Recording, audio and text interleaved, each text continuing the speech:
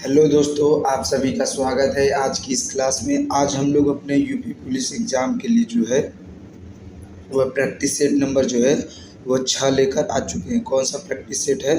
तो आज का प्रैक्टिस सेट नंबर 6 है। ऑलरेडी आप लोगों को यूपी जीके का जो है 5 प्रैक्टिस सेट कराया जा चुका है। उनका प्ले लिस्ट हमने बनाया हुआ है, जाकर वहाँ से आप लोग उनको देख सकते हैं। तो आशा करते हैं आप लोग अच्छे होंगे, अच्छे से अपनी स्टडी कर रहे होंगे। तो चलिए बिना किसी देरी को इस क्लास को शुरू करते हैं।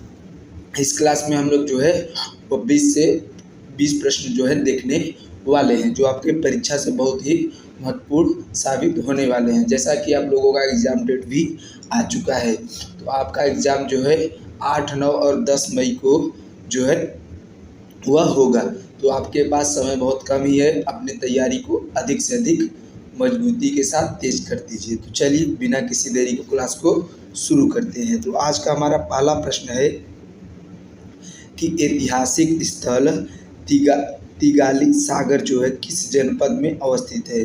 तो ऐतिहासिक स्थल तिगाली सागर की बात करें, इलाहाबाद प्रयागराज में है, बस्ती में है, देवरिया में या फिर गोंडा में? तो ऐतिहासिक स्थल तिगाली सागर की बात करें तो ये आपके कहाँ पर है? तो बस्ती जिले में जो है तिगाली सागर अवस्थित है। कहाँ पर है? बस्ती जिले में। वही बात करें प्रयागराज इलाहाबाद में क्या है? तो प्रयागराज इलाहाबाद में जो है भारद्वाज आश्रम अवस्थित है। और आपका जो सीता समाधि स्थल है वो कहाँ पर है? तो भदोही में सीता समाधि स्थल अवस्थित है। इसी के साथ अगले प्रश्न बढ़ते हैं। अगला प्रश्न है कि किस स्थल से उत्तरकाली कौन सा उत्तरकाली मातृभांड संस्कृति से लेकर गुप्त काल तक के साक्ष्य मिले हैं? क्या आलमगीरपुर से, कन्नौज से, अयोध्या से या फिर बरेली से? तो कहाँ से साक्ष्य मिले हैं? तो आपके जो है अयोध्या से जो है वो साक्ष्य मिले हैं। किसके? ऊपरदार मातृभांड संस्कृति से लेकर गुप्त काल के साक्ष्य। अयोध्या को जो है साकेत नगरी भी कहा जाता है। यह सरयू नदी के किनारे पर अवस्थित है। यही बात करें तो बधू बेगम का मकबरा भी जो है अयोध्या में अवस्थित है। कन्नौज की बात करें तो इसको इत्र नगरी के रूप में भी जाना जाता है। बरेली को जो है बास नगरी के रूप में जानते हैं। आलमगीरपुर जो है वह यहाँ से जो है हड़प्पा सभ्यता के जो है पूरा पाषाण काल के जो है साक्ष्य आलमगीरपुर से प्राप्त हुए हैं। चावल के साक्ष्य यहाँ से। अगले प्रश्न पढ़ते हैं। अगला प्रश्न है कि उत्तर प्रदेश के ग्रामीण आयुर्विज्ञान एवं अनुसंधान संस्थान की स्थापना कहाँ पर की गई है? इटावा में, कानपुर देहात में, रायबरेली या फिर अलीगढ़ में? तो ग्रामीण आयुर्विज्ञान एवं अनुसंधान संस्थान की स्थापना की बात करें तो आपके इटावा में की गई है। कहाँ पर? ऑप्शन नंबर ए, इटावा में इसकी स्थापना किया गया है। वही बात करें इटावा जो है नालिका अपर्दन से जो है सर्वाधिक प्रभावित है। यहाँ पर ही इटावा में लायन सफारी पार्क जो है अवस्थित है और यहीं पर ही मेजर ध्यानचंद स्पोर्ट कॉलेज अवस्थित है। रायबरेली की बात करें तो रायबरेली में क्या है? आप लोग कमेंट करके बताइएगा। रायबरेली में अलीगढ़ को बात करें तो अलीगढ़ जो है ताला नगरी के रूप में जो है प्रसिद्ध है। इसी के साथ अगले प्रश्न में बढ़ते हैं। अगला प्रश्न है कि सूची 1 को सूची 2 से जो है सुमेलित दिए गए कूट के साथ। तो बात करें कैलाश मेला, तो कैलाश मेला कहाँ पर लगता है? तो कैलाश मेला की बात करें तो आपका कैलाश मेला आपका कहाँ पर लगता है? तो बांदा अब जो है 3 में। वही बात करें नौचंडी का मेला जो है वो कहाँ पर लगता है? तो नौचंडी का मेला जो है आपके आगरा में लगता है। कहाँ पर लगता है? आगरा में। कालिंजर की मेले की बात करें तो कालिंजर का मेला जो है वो आपके मेरठ में लगता है। और सूर्य मेले की बात करें तो आपका एटा कासगंज में लगता है। तो ए का 3 किस में है? ए का 3 इसमें नहीं है, ए का 3 इसमें भी नहीं है, इसमें 3 दिया है, सॉरी। तो एक ऑप्शन नंबर जो है 4 में देखो, ए का 3, बी का फर्स्ट, सी का सेकेंड और जो है डी का 4th। ऑप्शन नंबर 4 इसका राइट हो जाएगा। इसी के साथ अगले प्रश्न में पढ़ते हैं। अगला प्रश्न हमारा है कि केंद्रीय औषधि एवं सुगंधित पौधों का अनुसंधान संस्थान कहाँ पर स्थित है? चित्रकूट में, सहारनपुर में, कानपुर में या फिर लखनऊ में? तो केंद्रीय औषधि एवं सुगंधित पौधों के संस्थान की बात करें तो आपके लखनऊ में अवस्थित है। कहाँ पर है? लखनऊ में। ऑप्शन नंबर डी इसका राइट हो जाएगा। वही बात करें लखनऊ में, तो लखनऊ में राष्ट्रीय लखनऊ में जो है उत्तर प्रदेश पुलिस का मुख्यालय अवस्थित है। यहीं पर आयुर्विज्ञान भी अवस्थित है। वही बात करें राष्ट्रीय कृषि वानिकी अनुसंधान संस्थान की, तो आपके कहाँ पर अवस्थित है? झांसी में अवस्थित है। भारतीय कृषि प्रणाली अनुसंधान संस्थान की बात करें तो मोदीपुर मेरठ में अवस्थित है। कानपुर जो है यहाँ पर भारतीय दलहन अनुसंधान संस्थान अवस्थित है। चित्रकूट की बात करें तो इसके वनवास नगरी के रूप में जाना जाता है। सहारनपुर की बात करें तो इसकी जो है लकड़ी की नक्काशी के लिए जो है वो सहारनपुर प्रसिद्ध है। इसे पेपर मिल के रूप में भी यहाँ जो है इसको जाना जाता है। इसी के साथ अगले प्रश्न में बढ़ते हैं। आज का हमारा अगला प्रश्न है कि उत्तर प्रदेश के निम्नलिखित जिलों में से किसकी सीमा नेपाल के साथ लगती है? तो नेपाल की सीमा जो है 573 किलोमीटर लगती है उत्तर प्रदेश में। वो कौन से जिले के साथ लगती है? तो क्या गोरखपुर, महाराजगंज, बलिया या फिर बस्ती? तो बात करें महाराजगंज की जो सीमा है वो नेपाल के साथ लगती है। जो भारत की सीमा है उत्तर प्रदेश की सीमा जो नेपाल के साथ लगती है कितना? 573 किलोमीटर। बात करें महाराजगंज जो है वो नेपाल की सीमा के साथ लगता है। यहीं पर सोनौली बॉर्डर जो है उत्तर प्रदेश और नेपाल के बीच अवस्थित है। इसी के साथ अगले प्रश्न में बढ़ते हैं। अगला प्रश्न है कि उत्तर प्रदेश में नगर पंचायतों में निर्वाचित सदस्यों की संख्या कितनी होती है? तो बात करें नगर पंचायतों में निर्वाचित सदस्यों की संख्या अगर 25 से 55 होती है, 10 से 24 तक होती है, 60 से 110 होती है या फिर 30 से 45 होती है। तो निर्वाचित सदस्यों की संख्या जो है 10 से 24 के बीच होती है। ऑप्शन नंबर बी जो है इसका राइट हो जाएगा। इसी के साथ अगले प्रश्न में बढ़ते हैं।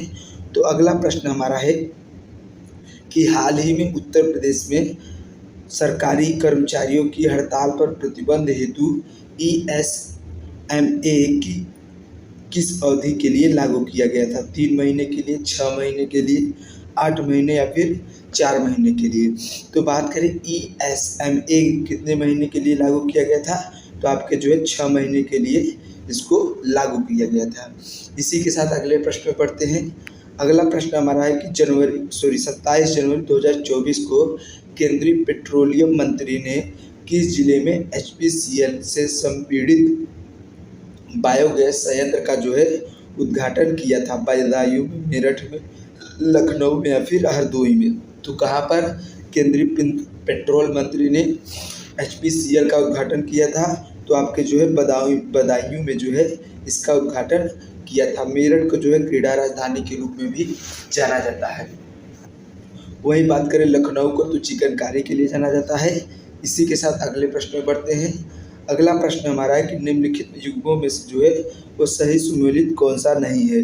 तो बात करें क्या सैंडी पक्षी अभ्यारण्य हरदोई में है या फिर बखीरा पक्षी अभ्यारण्य संत कबीर नगर में है या फिर पटना पक्षी अभ्यारण्य एटा में है या फिर समन पक्षी अभ्यारण्य गाजियाबाद में है? तो कौन सा सही सुमेलित नहीं है? जो समन पक्षी अभ्यारण्य है वो गाजियाबाद में अवस्थित नहीं है। ये ऑप्शन जो है वो गलत है। वही बात करें शेखा झील की, तो शेखा झील आपके कहाँ पर अवस्थित है? तो शेखा झील जो है अलीगढ़ में अवस्थित है। इसी के साथ आज के अगले प्रश्न में बढ़ते हैं। अगला प्रश्न हमारा है कि निम्नलिखित में से किसने ईरानी फारसी भारतीय रागों का मिश्रण किया है? तो ईरानी फारसी और भारतीय रागों का मिश्रण क्या वाजिद अली शाह ने किया, अमीर खुसरो ने, धर्मराज मिश्र या फिर स्वामी हरदास ने? तो ईरानी फारसी और भारतीय रागों का मिश्रण जो है अमीर खुसरो के द्वारा किया गया है। ऑप्शन नंबर 20 का राइट हो जाएगा। बात करें अमीर खुसरो का जन्म तो 1253 ईस्वी को कासगंज एटा में इनका जन्म हुआ था। इन्हें तोता हिंद के नाम से जाना जाता है। ये जो ख्याल शैली के जो है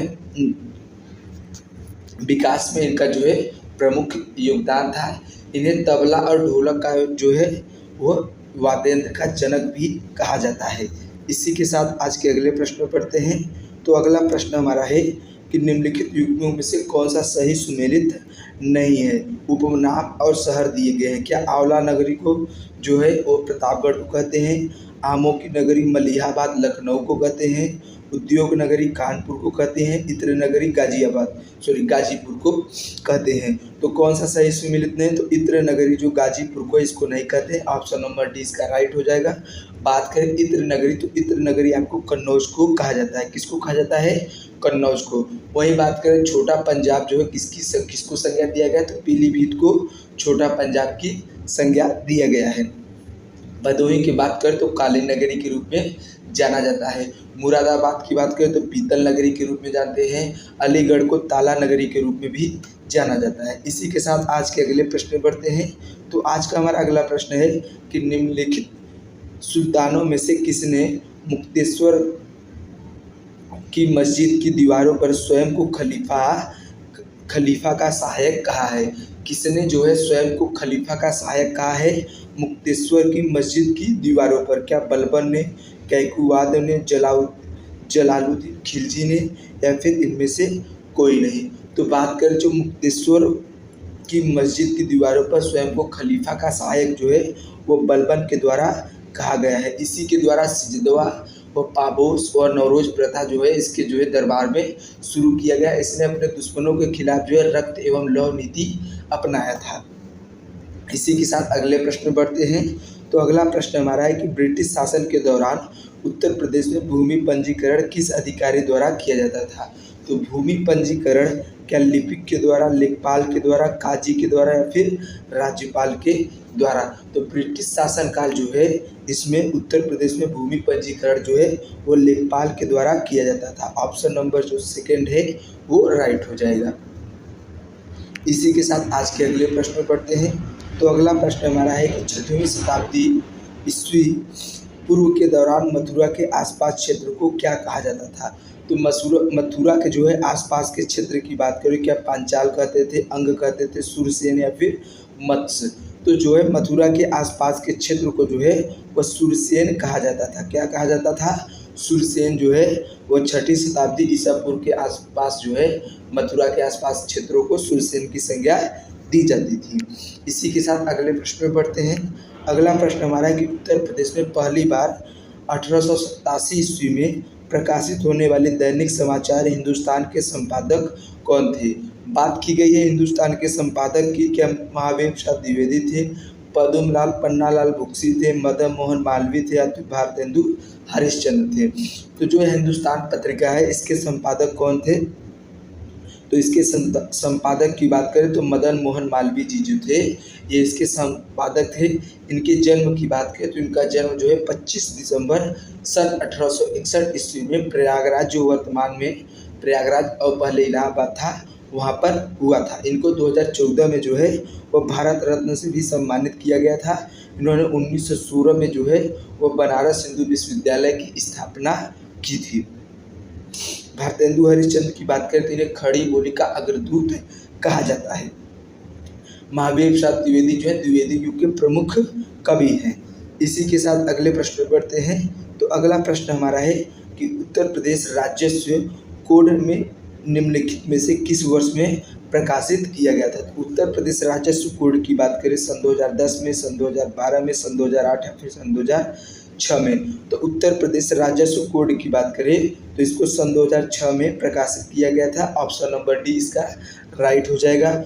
वहीं बात करें उत्तर प्रदेश पुलिस की स्थापना तो 1863 ईस्वी में जो है वो प्रयागराज उत्तर प्रदेश में जो है उत्तर प्रदेश पुलिस की स्थापना किया गया था। इसी के साथ आज के अगले प्रश्न पढ़ते हैं। अगला प्रश्न हमारा है कि स्वतंत्रता के बाद उत्तर प्रदेश के पहले महिला राज्यपाल कौन बनी थी? तो स्वतंत्रता के बाद उत्तर प्रदेश की पहली महिला राज्यपाल की बात करें, क्या श्री विश्वनाथ दास थे, श्रीमती सरोजिनी नायडू थी, या फिर श्रीमती श्री वी मलिक थे, या फिर न्यायमूर्ति श्री वी मलिक थे, या फिर श्री अकबर अली खां थे? तो जो है स्वतंत्रता के बाद उत्तर प्रदेश और भारत की भी पहली मुख्यमंत्री जो है बात करें तो श्रीमती सरोजिनी नायडू बनी थी। वहीं बात करें उत्तर प्रदेश की पहली महिला यहाँ पर राज्यपाल है, तो राज्यपाल कौन थी? सरोजिनी नायडू थी। पहली महिला मुख्यमंत्री की बात करें तो सुचेता कृपलानी जो थी वो पहली महिला मुख्यमंत्री बनी थी। और उत्तर प्रदेश की पहले जो है मुख्यमंत्री कौन बने थे? तो गोविंद वल्लभ पंत जी जो है उत्तर प्रदेश के पहले मुख्यमंत्री जो बने थे। इन्हीं के नाम पर जो है उत्तर प्रदेश में गोविंद वल्लभ पंत जो है सागर सोनभद्र में अवस्थित है, जो भारत की एकमात्र कृत्रिम झील भी है। इसी के साथ अगले प्रश्न में बढ़ते हैं। तो हमारे ये इतने ही प्रश्न थे। आशा करते हैं यह क्लास आप लोगों को अच्छी लगी होगी। अगर क्लास अच्छी लगी है तो अपने दोस्तों को भी शेयर करें। क्लास कैसी लगी कमेंट करके ज़रूर बताइएगा। और अगर कोई डाउट है, कोई सजेशन है तो कमेंट के माध्यम से हमें बता सकते हैं। इसी के साथ मिलते हैं नेक्स्ट क्लास में। तब तक के लिए अपना ध्यान रखिए। आज के लिए बस इतना ही। जय हिंद, जय भारत।